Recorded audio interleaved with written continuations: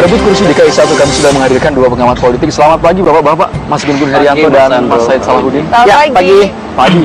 Saya ingin bertanya mengenai adanya beberapa elit politik yang menarik diri karena tidak sesuai dengan pandangan partai. Saya sebutkan namanya seperti Boy Sadikin, PDI Perjuangan, yang dia sangat ingin mendukung Anies dan juga UNO karena itu merupakan aspirasi dia. Ya, Demokrat juga ada Hayono Isman, kemarin mendukung Ahok. Mas Gun Gun, ini sebenarnya apakah memang ada perbedaan ideologi atau sebenarnya memang politik dua kaki saja? Jadi pasti ya, dinamika setiap kontestasi elektoral, terutama pada saat pilihan itu sudah ditentukan, itu tidak membuat happy semua pihak. Antara lain misalnya sosok-sosok yang kecenderungannya juga dari awal ada di partai yang bersangkutan. Ini relatif sebenarnya semua daerah mengalami, terutama misalnya pada saat kita lihat Pak Boy gitu misalnya dengan pilihan PDI Perjuangan, dan mungkin juga Pak Hayono di Partai Demokrat. Ini kan bagian dari dialektika relasional istilahnya. Pasti ada ketegangan kreatif yang pilihannya antara pilihan partai secara organisasional dan pilihan individu si aktor sebagai sikap pribadi. Dan tentu ini dipengaruhi oleh macam-macam, antara lain misalnya pola hubungan personal antara si aktor dengan kandidat.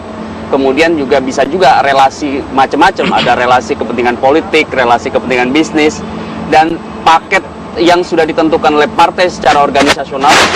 Seringkali memang dalam banyak kontestasi itu bisa saja ada kelompok devian, ya, kelompok yang kemudian tidak satu garis komando dengan partai. Berarti secara pandangan antara partai dan juga kadernya bisa memiliki pandangan yang sangat berbeda. Mas Andro bisa tahu bahwa proses konsolidasi di internal itulah yang menjadi agenda penting partai politik pada saat pilihan sudah dijatuhin. Contoh misalnya, apakah reaksi seperti Pak Boy ini masif atau tidak, misalnya di lingkungan DPD PD Perjuangan, ataupun juga misalnya di partai-partai lain yang berkongsi.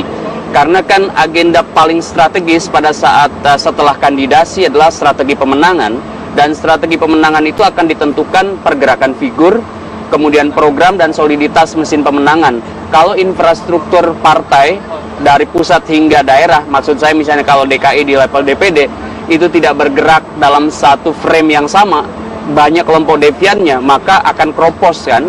Jadi kongsi itu menjadi lebih seremonial. Ya, tapi sebenarnya perbedaan pendapat antara partai dan juga akar rumput biasanya memang karena ideologi. Kalau elit partai, saya melihat begini, kita harus agak cermat membaca bahwa sekarang saya melihat pertimbangan penentuan kandidat itu lebih karena yang disebutkan pendekatan struktur peluang, ya, struktur peluang. Struktur peluang itu biasanya ditentukan oleh tiga hal. Satu, probabilitas perolehan suara.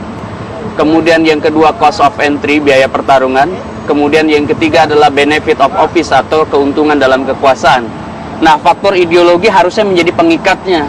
Tetapi dalam banyak hal seringkali bias. Ideologi sudah dianggap sebagai faktor kesekian, sehingga tautan dan proses afiliasi politik dalam satu kongsi itu sebaran pengikatnya itu bukan karena ideologi lagi. Jadi kalau bukan karena ideologi, karena apa ya? Ya, sering tadi saya sebut tiga faktor tadi yang kalau dalam pendekatan Gary Wyckoff itu disebut sebagai pendekatan opportunity structure gitu. Mas Said, kalau melihat pengaruh dari Boy Sadikin menarik diri dari PDI Perjuangan, Anda melihat sebenarnya secara posisi strategis Boy Sadikin ini ada tidak? Karena kita tahu bahwa dia pernah menjadi mantan ketua DPD PDI Perjuangan.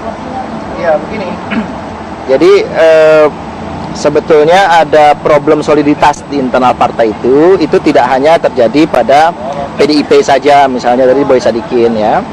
Kalau kita lihat dari tiga pasangan yang sudah didaftarkan, sebetulnya itu terjadi di partai-partai pengusung Pak Ahok Jarot, juga ada di pasangan calon yang diusung yang mengusung misalnya Agus Silvi, ya. Agus Silvi gitu. Mungkin yang belum terlalu menonjol yang Anies dan Sandi, ya.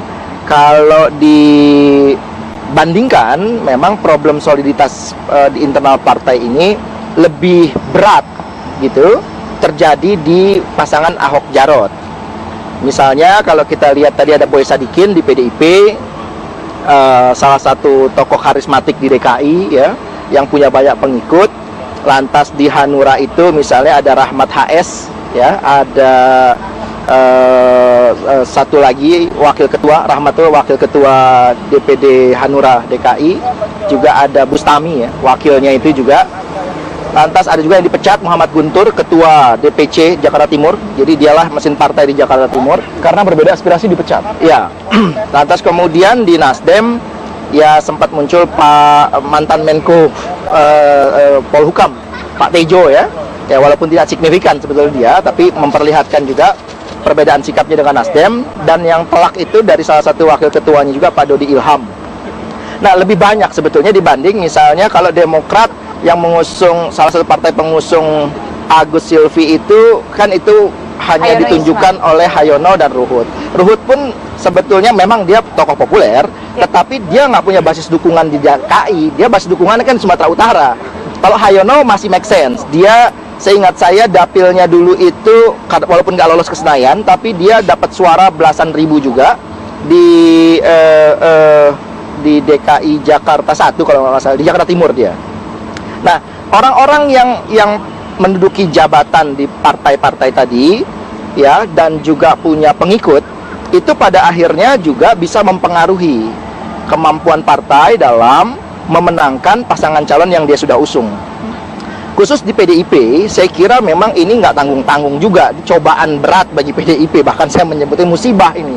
Kalau Boy sudah keluar, bencana ya? Itu bagi saya itu musibah.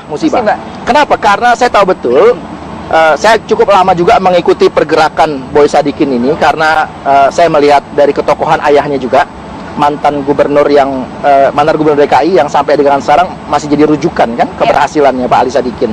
Nah, Pak Boy ini sepanjang yang saya tahu itu punya pengikut yang luar biasa besar di DKI. Salah satu ukuran dari kebesaran Pak Boy itu misalnya, kalau kita lihat PDIP itu lebih didominasi oleh Trah Soekarno. Maka kalau Anda punya hubungan kekeluargaan dengan Soekarno, kecenderungannya kader itu akan ikut kepada Trah Soekarno. Tapi di DKI Jakarta pada saat pemilihan ketua DKI, itu Pak Boy itu bahkan mengalahkan cucu Presiden Soekarno sekaligus keponakan Ibu Megawati. Baik, Mas Gun-Gun, Gitu. tadi bilang memang Boy Sadikin itu bisa menggiring lah istilahnya suara-suara, bisa menampung suara-suara.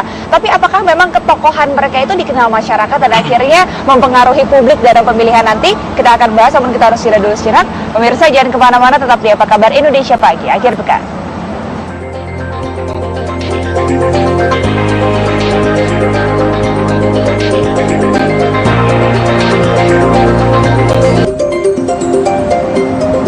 Ya, Mas Gun-Gun, ini kalau tadi kita membahas soal ketokohan yang memang beralih jalur begitu ya. Kalau Anda lihat sendiri, apakah keputusan mereka itu akan berpengaruh kepada pemilih-pemilih di luar partai, pemilih-pemilih muda, atau hanya di internal partai saja? Soal berpengaruh atau tidak, memang salah satu ya dari strategic planning pemenangan itu adalah tokoh. Meskipun masih banyak hal-hal lain, contoh misalnya soal bagaimana simpul pendekatan komunitas, community relation, community services, community empowerment, itu biasanya triple C konsep ya. Figur adalah salah satunya. Selain juga bagaimana misalnya inisiatif partai untuk bisa penetratif ke suara ya, simpul suara. Dan ini menjadi penting mata rantai pemenangan. Kalau soal apakah seperti tokoh Pak Boy Sadikin, kemudian Pak Hayono itu kemudian akan mengubah pilihan yang kemarin mungkin berafiliasi ke PD Perjuangan, itu menurut saya akan sangat ditentukan juga oleh seberapa meyakinkan PD Perjuangan itu membangun soliditas pasca ya kan Pak Boy kemudian keluar dari PD Perjuangan. Jadi tidak semata-mata ketokohan ini berpengaruh? Iya, saya mengatakan begini, lapis pemilih itu kan selalu tiga ya. Pertama itu masyarakat awam yang disebut general public atau bahasa politiknya parochial political culture. Itu biasanya ada pusat kewenangan yang mempengaruhi, yang disebut dengan sosok berpengaruh pada mereka, antara lain adalah significant other, seperti misalnya orang-orang yang sangat terbiasa ke simpul suara mereka. Yang kedua itu biasanya attentive public yang sudah mulai berperhatian. Mereka biasanya sudah mulai banyak kanal Dan yang ketiga adalah kelompok elit yang sudah sangat intens menjadi partisipan political culture. Jadi dia biasa kemudian intens mengikuti banyak isu dan biasanya sudah sangat ditentukan oleh rasionalitasnya. Yang kedua dan yang ketiga ini biasanya rasionalitas sudah mulai masuk, sehingga pusat kewenangan atau kontrol signifikan others itu tidak terlalu berpengaruh. Gitu. Mas Said melihatnya ada nggak potensi mereka ini bukan atas nama pribadi tapi mengajak kongsi-kongsi di partai itu sendiri? Ya itu berbahaya kan di situ. Jadi simpul-simpul partai tadi yang kemudian dia menyatakan perbedaan pandangan, ada yang mengambil sikap tegas mundur, ada yang ngotot kemudian dipecat gitu. Ini kalau dia mampu mengorganisir para pengikutnya, karena ini orang-orang yang punya pengikut. Kan mereka rata-rata pengurus, bahkan mantan ketua. Saya lupa tadi misalnya sebutkan Golkar, mantan ketua DPD Golkar itu dari DKI, Pak Fuad Hasan Masyur itu juga sudah beberapa waktu yang lalu kan sudah mengatakan bahwa dia menolak pencalonan Pak Ahok. Nah saya kira ini juga potensi yang tidak kalah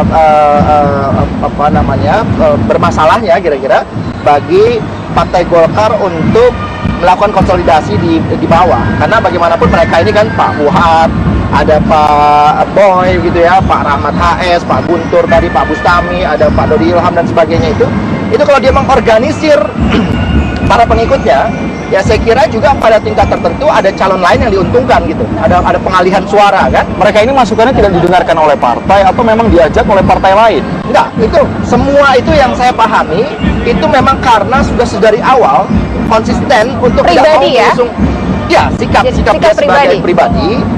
Tentu saja juga pada saat dia masih menduduki jabatan itu adalah sikap partai secara organisatoris. Tapi kan kemudian dipecat misalnya atau diganti gitu.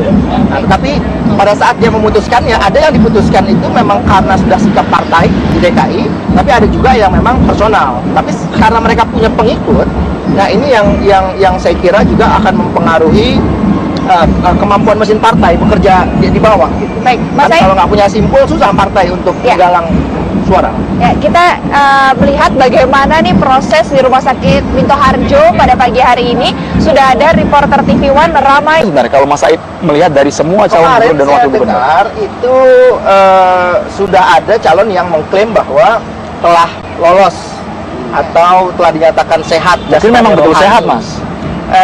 Tidak boleh persyaratan dalam kesehatan itu ya ditentukan dalam undang-undang, termasuk juga diatur secara spesifik di peraturan KPU nomor 9 2016 ya.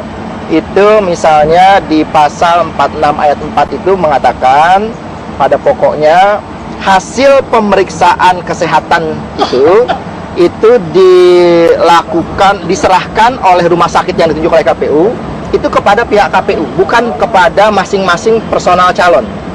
Jadi kalaupun sudah ada hasilnya, saya ragu sudah ada hasilnya karena kan belum seluruh pemeriksaan dilakukan. Bagaimana belum ada seluruh pemeriksaan, tiba-tiba Anda mengklaim Anda sudah dinyatakan sehat jasmani rohani gitu. Nah, harusnya tim dokter itu yang ditunjuk oleh rumah sakit menyerahkan hasil kepada rumah sakit menyerahkan kepada KPU. Ya, KPU tadi menyerahkan ke rapat pleno lagi tadi Rama. Iya, artinya pleno itu di KPU. Ya. Nah, barulah kemudian nanti KPU yang mengumumkan. KPU pun mengumumkan itu secara general saja bahwa ini lolos atau tidak lolos syarat kesehatan jasmani dan rohaninya. Ada nggak sanksinya bagi orang yang satu hal yang penting, Winda, itu jadwalnya bukan sekarang. Jadi kalau ada calon mengklaim dokternya sudah mengatakan dia sehat jasmani rohani, itu di luar jadwal. Di luar jadwal itu pelanggaran pilkada. Pengawas pemilu harus turun itu. Kalau betul katanya dokter yang ngomong, dokternya harus diperiksa, mintai keterangan. Kalau hanya pernyataan spontan, Mas. Ya, berarti calon yang ditegur dong. Nggak boleh. Pilkada itu harus diselenggarakan secara tertib. Aturannya mengatakan apa, ya Anda harus ikut. Jadi nggak bisa dibuat aturan sendiri-sendiri gitu loh. Nah, itu saya kira ini harus menjadi perhatian serius. Jangan setiap calon itu membuat klaim yang akhirnya nanti publik salah memahami. Calon yang mana sih, Mas? Kalau kemarin saya dengar Pak Ahok sudah menyatakan, sebetulnya itu dalam rangka mengkanter pernyataan Pak Lulung yang menyatakan dirinya bukan psikopat gitu. Ya. Saya nggak tahu Pak Ahok psikopat atau tidak. Bahwa Pak Ahok kontroversi, iya, tapi soal dia psikopat saya nggak tahu gitu. Tetapi kalau Pak Ahok sudah menyatakan mengklaim dia sudah mendapatkan pernyataan dari dokter bahwa dirinya sehat, dokternya harus diperiksa, itu nggak boleh. Gitu. Dokter itu dengan timnya harus laporkan ke rumah sakit. Kan dia ditunjuk oleh rumah sakit. Nah, rumah sakit yang bekerja sama dengan KPU inilah yang kemudian menyerahkan hasilnya, bukan kepada calon perorangan gitu, apalagi belum selesai prosesnya. Jadi menurut Anda Bawaslu harus turun ya? Oh harus dong. Apa kerjanya Bawaslu kalau nggak ngapa-ngapain? Lihat, ini proses pemeriksaan kesehatan sudah masuk tahapan pencalonan, dia harus ikuti. Betul nggak ini? Kalau calon yang nggak lolos, yang nggak memenuhi syarat, ya jangan dipaksakan. Baik, kita akan bahas ini Mas Syed dan juga Mas Gun-Gun. Apakah jika ada calon yang tidak sesuai dengan prosedural akan mendapatkan sanksi yang tegas? Tetaplah bersama kami pemirsa. Dijadwalkan akan Narkoba, melakukan ya. pemeriksaan Tapi narkoba. Mas Gun-Gun, Mas Syed, kita kembali lagi ke bahasan mengenai apakah kalau dilihat dari poros Anies dan juga Sandiaga Uno, mereka bukan memilih kadernya, mereka memilih dari melihat figur, ketokohan. Pengaruhnya seperti apa? Apakah mereka minim kader, Mas Gun-Gun? Figur itu memang dalam setiap pilkada menjadi faktor dominan. Karena memilih di pilkada itu kan memilih orang, memilih figur. Tetapi dalam bacaan sebuah masyarakat seperti di DKI, tentu bukan hanya sekedar nama, bukan. Jadi ada kapasitas. Dan kapasitas itu salah satunya adalah terlihat dari seberapa meyakinkan portofolio dia, berarti background, dan program yang ditawarkan. Nah, proses ini Mas Andro dan menjadi catatan bersama nih bahwa tiga pasang yang sekarang sudah mendeklarasikan diri. Tiga-tiganya bukan kader sebenarnya. Tiga-tiganya DKI satunya itu kan bukan Iya, kader. DKI satu Meskipun bukan DKI 2 seperti Pak Jarod kan kader. Ya, kader. Pasangan Cikeas juga Pak Agus belum kader, Belum tetapi kader, kemudian referen power dari SBY yang notabene ketua umum Partai Demokrat. Nah, kemudian Anies bukan kader, tetapi mungkin dianggap juga punya kualifikasi lebih dari memadai untuk menjadi kandidat. Sandiaga kader. Jadi pasangan kombinasi antara kader non kader. DKI 1 hampir semua yang kemarin mendeklarasikan kan bukan kader. Ini minim stok, Mas. Artinya ini jadi catatan bahwa partai politik perlu di masa mendatang itu memikirkan proses bukan hanya distribusi orang, tetapi juga memperkuat kelembagaan politik. Antara lain adalah menyiapkan secara lebih sistemik itu proses bertahap yang disebut dengan historisitas berjenjang calon pemimpin, mulai dari rekrutmen, pelibatan menjadi loyalis, kemudian distribusi orang ke sejumlah jabatan publik. Baik. Dan ini menurut saya adalah mata rantai yang seharusnya menjadi lebih konsolidatif, sehingga setiap perhelatan tidak selalu dibenturkan pada minimnya orang kader di internal untuk menjadi kontestan. Baik, Mas Said sendiri bagaimana Anda mengamati ini? Apakah proses pemeriksaan yang dijalani oleh RSUD nanti juga BNN sudah bagus atau harus ada yang difokuskan? Ini takutnya nanti ada hasil-hasil yang Begini, direkayasa kalau hasil begitu. pemeriksaan kesehatan itu memang sifatnya final dia. Itu problem juga sebetulnya. Misalnya di saat break tadi dengan Mas Andro diskusi, ada kepala daerah yang waktu menjadi calon dinyatakan sehat jasmani rohani gitu, termasuk narkoba. Ya. Tidak beberapa lama setelah dilantik ditangkap kasus narkoba misalnya kan. Ya. Nah, ini kan menjadi persoalan juga. Padahal sebetulnya ini menurut saya ya perlu juga dipikirkan ke depan ini agar yang terkait dengan syarat kesehatan itu walaupun tidak boleh diumumkan kepada publik, mungkin boleh kepada terbatas pihak-pihak tertentu sebagai alat kontrol. Misal pengawas pemilu itu juga diberikan akses untuk memastikan calon itu sehat jasmani rohani atau tidak, termasuk narkobanya tadi gitu. Bukan cuma KPU ya. Itu secara berjenjang agar ada kontrol, memastikan kalau ini tidak rekayasa, tidak hasil rekayasa. Karena kalau nggak begitu, itu ketika sudah dinyatakan dia hasilnya final dan tidak bisa dilakukan semacam second opinion begitu ya, pemeriksaan yang berbeda itu nggak diperbolehkan. Sehingga pokoknya udah hasil diputuskan ya sudah, itu udah harga mati kayak putusan MK itu. Jadi hasil pemeriksaan dokter itu udah nggak bisa diperdebatkan. Ada nggak sih yang mengawal hasil pemeriksaan dokter agar misalnya tidak terjadi lagi apa yang sudah terjadi yang lalu? Mestinya pengawas pemilu, pengawaslah yang memastikan betul. Nah kalau kemudian terbukti ya berarti penyelenggara pemilu juga harus dipersalahkan. Anda ngapain aja kemarin, kok Anda nggak memastikan bahwa ini orang sehat atau tidak sehat? Gitu. Ya saya kira juga tim dokter yang misalnya melakukan manipulasi hasil pemeriksaan, ya itu juga harus dikenakan sanksi tegas juga menurut saya. Walaupun nanti sifatnya transparan, kita tunggu pengumuman resmi, nanti ada pernyataan dari tim dokter dari KPU di DKI Jakarta. Tetapi dia tidak menyampaikan hasil pemeriksaan konkretnya, Persorangan, ya. gitu. Jadi misalnya ini gula darahnya bagaimana, kolesterol Karena memang tidak boleh. secara kejiwaannya Iya. bagaimana, dia tidak menyampaikan hasil itu rekam medis itu secara, tapi dia hanya menyampaikan pada kesimpulan ini memenuhi atau tidak memenuhi syarat kesehatan, yaitu sehat jasmani dan rohani. Nah, oleh sebab itu karena dia pemeriksaannya harus komprehensif, dilakukan kemarin dan hari ini, maka tegas harus saya katakan belum ada satupun calon di Republik ini di 100 satuan kabupaten, kota, dan provinsi yang menyelenggarakan pilkada, ada calon yang boleh mengklaim bahwa dia telah lolos kesehatan jasmani dan rohani. Belum. Tanggal 27-28 kalau kata peraturan nomor 7 2016 KPU soal jadwal tahapan, baru itu diserahkan kepada KPU dan bukan diserahkan kepada calon. Sehingga kalau ada orang yang mengklaim ya yang semacam itu, apalagi dia katakan itu adalah berdasarkan hasil pemeriksaan dokter, dokter udah periksa gitu. Kalau walaupun saya ragu, dokter ada yang berani mengatakan dia pasti tahu aturan mainnya. Dugaan saya ini hanya klaim-klaim saja. Nah, yang semacam ini harus dimintai keterangan juga, saya kira. Baik. Terima kasih Mas Gun-Gun dan juga Mas Sama-sama, Mbak Salahuddin. Frida. Kita Terima masih panjang kasih. membahas ini kelihatannya. Sampai bulan Februari 2017. Nanti kita akan membahas soal Pilkada DKI Jakarta. Iya. Oke. Pemirsa, sesaat lagi kami akan mengajak Anda, ini ada sebuah aplikasi yang dibuat oleh generasi muda kita.